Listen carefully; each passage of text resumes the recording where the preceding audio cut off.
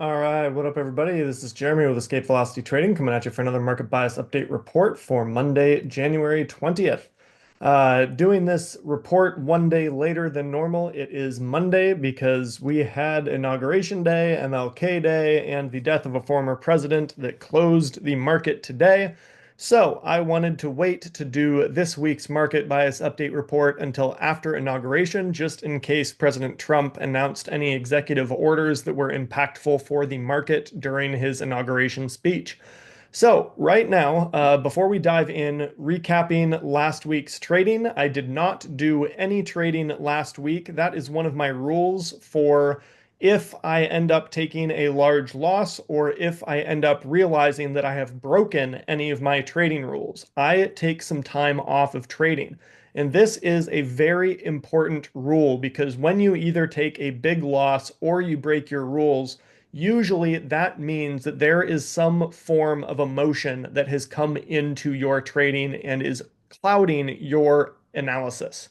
So, when you are a professional trader, one of the biggest things you have to be able to do to ensure your long-term success is to keep your emotions out of trading. When you start to trade emotionally, it has a very easy ability to actually override your analysis and make you do stupid things. And when you break your rules, when you take a big loss, these kinds of things cause your emotions to get high, and then that can spiral. It can take you from having one mistake into multiple mistakes and start you in the momentum in the wrong direction, digging a hole that is very hard to get out of.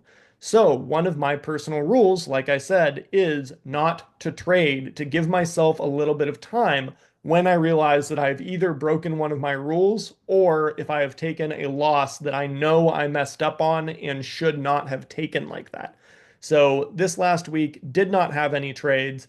You can see I am on Bitcoin's chart here, and this was the trade that I highlighted last week that ended up blowing me out of the water and taking back not only all the gains that I had had last week, but then ended up losing a little bit in the report that I gave last week. I had played the breakout here, taken profit at the top. On the intraday chart, I got a signal saying that we might be pushing to all-time highs, and I got back in with a much looser stop than I normally take because I expected some volatility going into Inauguration Day and figured that we were on our way to a ramp up, but wanted to have my stop loss well below these moving averages here. So I took a larger risk looking to swing trade the Bitcoin futures chart instead of doing intraday day trading like I normally do. Ended up paying the price and just got smoked on that last week. So I took this last week off. And now on Inauguration Day, you can see that volatility that I was expecting did come in. We did end up actually breaking to that all-time high. So this trade would have been successful had we not had news come out on that day that just absolutely smoked me. The specific news headline there that reversed Bitcoin temporarily was that Trump was potentially looking at, instead of doing a Bitcoin reserve for the US, he was supposedly thought to be looking into doing a US based cryptocurrency reserve. So things like Ripple, for example, that were founded in the US as opposed to Bitcoin itself. And that obviously had a negative reaction on Bitcoin. And so that sold off really, really aggressively. I got caught up in that because I was actually not in front of the computer and I had taken the day off to go snowboard and just set a much looser stop. So I came back to getting smoked on that. But anyways, we did get that movement up to actually touch a new all-time high on Bitcoin today on Inauguration Day, like my analysis had, but just had a little bit too much volatility and got knocked out prior to that. So I was not actually able to be in that trade. But I did just want to show here again where I went wrong, where I broke my risk rules on that, trying to swing trade an instrument that honestly has too much leverage for me to be able to swing trade. I really need to stick to day trading on this because the leverage is so intense and the volatility has been getting bigger and bigger within the movements, even on intraday charts on this asset class. So starting off, let's go out to the S&P. And we are in a really interesting spot on the S&P. You can see here that we've actually reclaimed all of our moving averages, which is really, really important. And my bias is starting to shift back to the bulls here, although I'm not 100% sold yet. You can see that we do have some diagonal resistance here. We kind of had a downward channel that we have now broken out of to the top side. We've gotten back above the 50 period SMA, the 20 period SMA in blue here, and our curling 9 EMA, our momentum moving average. You can also see that my proprietary coded indicator, these arrows here that point either up as green or yellow or down as red, have flipped from red and back to green. So they are signaling that bullish momentum is coming into the market once again. We do have our MACD actually crossing back into tentative bullish territory in terms of where the MACD line is to the signal line, but we are still below the zero line. So we need to see that actually reclaim the zero line to flip 100% bullish. On the RSI, you can see that we are in bearish territory between 30 and 50, but we are approaching that 50 line, which is our line in the sand between bears and bulls. So if we get a little bit more development here, that actually might signal momentum moving back to the top side. Now, if we go out to a weekly chart on this, and let's clear our drawings to see this a little clearer, and we're going to zoom in a little. This is basically a head and shoulders topping pattern right here that I have been looking at, kind of tracking the last 2 or 3 months in development here. And I was actually expecting this to break to the downside. Last week, we got a close below both of our momentum moving averages on the weekly chart, the 9 and the 20. And that close came with a red arrow here on my proprietary indicator that usually signals more selling is coming. We also had our MACD flip bearish. We had a crossover on our RSI signaling selling pressure. So everything was basically signaling we are likely to come down and test the 50 period weekly moving average at least, which is down at 550 on the S&P. Now, since then, this past week, this weekly candle right here, and if we drop back into the daily chart, we had some really good inflationary data come into the market that kind of flipped the switch a little bit, or the script a little bit. Expectations were for hot inflationary data that was going to put the Fed in a bit of a pickle in terms of being able to continue either their pause or reduction of rates. And some market analysts were actually even thinking that rate hikes might be coming back on the table. But we got a slight reprieve on both CPI data and PPI data last week. They came in a little bit less hot than expected, still showing a little bit of an increase year over year, but much less in terms of what the market was expecting. And this gives the Federal Reserve a little bit of leeway to be a little bit more dovish, to be a little bit more cautious in their stance. They don't have to worry about potentially raising rates again anytime soon. It's much more likely just to have a pause in January meeting coming up in 9 or 10 days, and then resuming the rate reduction moving forward. So that is a good thing for the market. And anyways, it allows us as market participants to switch from focusing on the inflationary storyline to focusing more on the start of earnings season, which so far banks have kicked off, and banks have actually been doing pretty dang well for initially starting off earnings season here. So with that being the focus, the overall sentiment has shifted fairly drastically from pressing into a very important support zone here that if it broke was going to cause trouble for the market and potentially a deeper sell-off, to now actually getting back above all of our moving averages on the daily, back into a place on the weekly chart where we have reclaimed all of our weekly moving averages. And if we can get back above the high here from a few weeks back of 609 on the S&P, this could actually end up giving us the start to a new major leg in the market. And that is a really, really interesting spot in the chart right now to be paying attention to. So right now, I would love to see a couple of days of sideways action and then maybe a break above 600 or 603 If we get a couple of days of consolidation here and then a breakout of 603, I am going to be tipping my hat back to the bulls and be looking to add exposure for the first time in several weeks here in the market.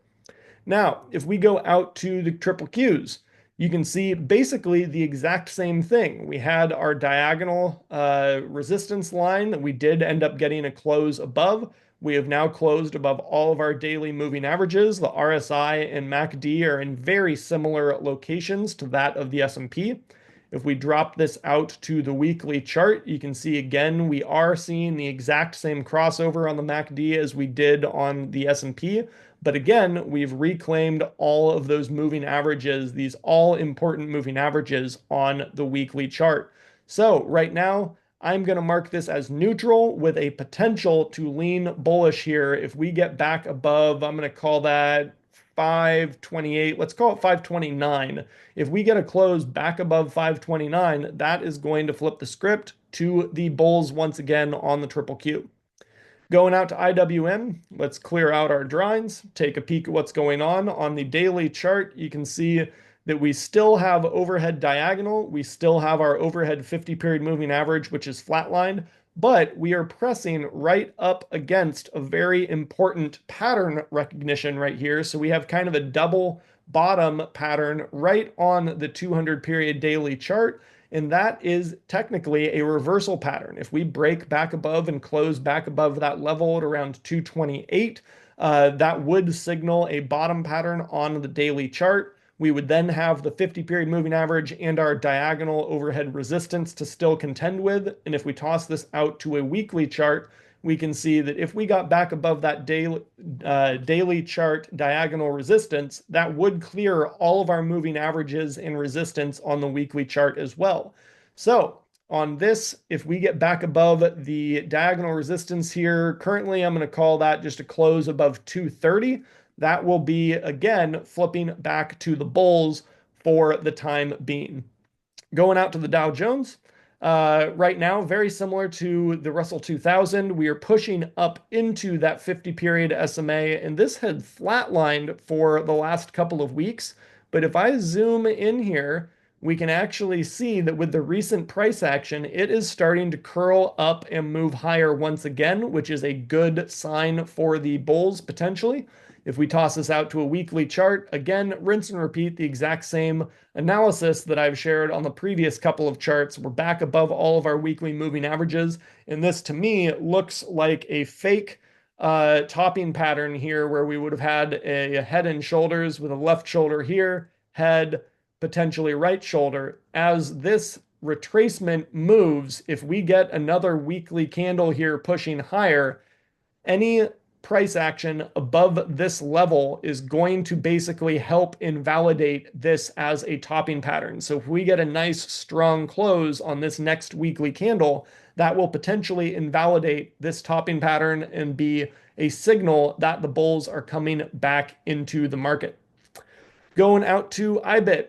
Now, we already showed the actual Bitcoin chart, but looking at IBIT here, you can see that we have broken back above all of our resistance in terms of the diagonal resistance. We also got back above our horizontal resistance right here. And because the equities market was closed today, this does not reflect the push back above all-time highs that we had on the futures chart and spot Bitcoin chart today. So this actually has developed further since this candle was printed. We have actually set a new all-time high.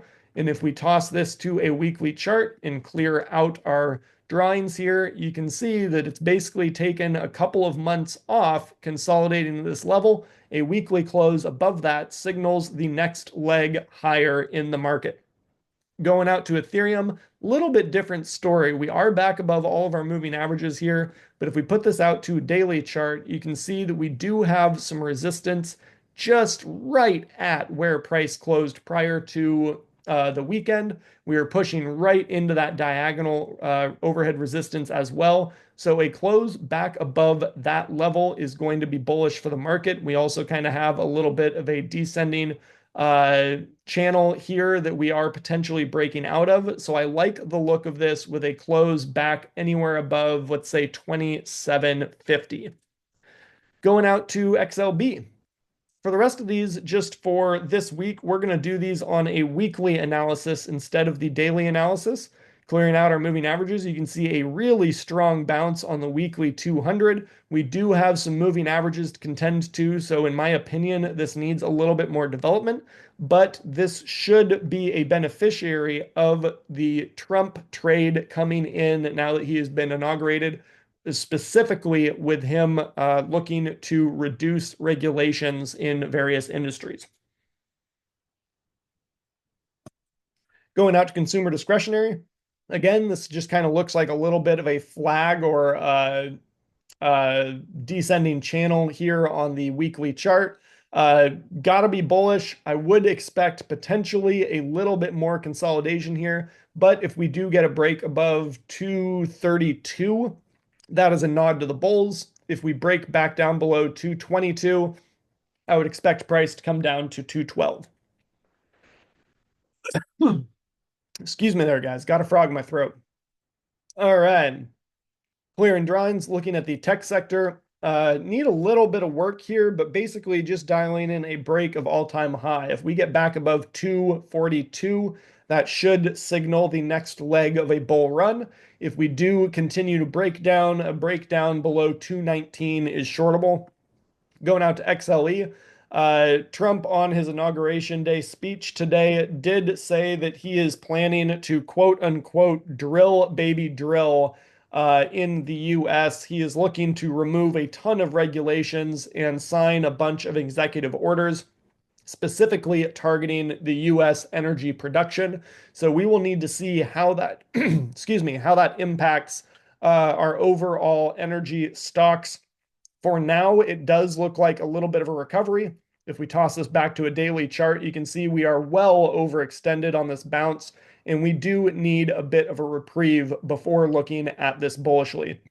If we got this to retrace back down into the 91 roughly level, and then got a signal candle and a confirmation candle higher, that would signal the next run, and I would be interested in playing that back up to 98.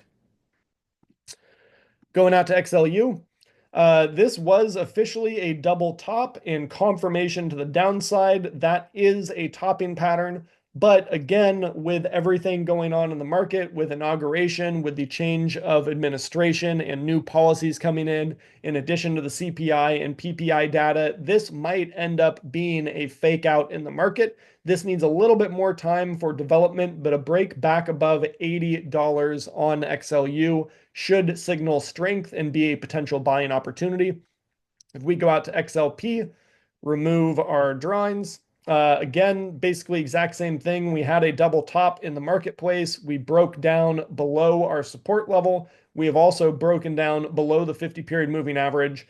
With this, if we toss it to a daily chart, you can see we are overextended to the downside. I would not be shocked to see a bounce back up into around $79 and then potentially a little bit of consolidation there. If we get that consolidation and we do end up reclaiming the 50-period moving average, I will then be looking at this more bullishly. But for now, this is one of the weaker sectors in my opinion. Going out to communication. Communication not doing anything wrong. It is fading back down into the 20 SMA. We are overextended still on the RSI, and we have crossed over on the MACD on the weekly and daily charts.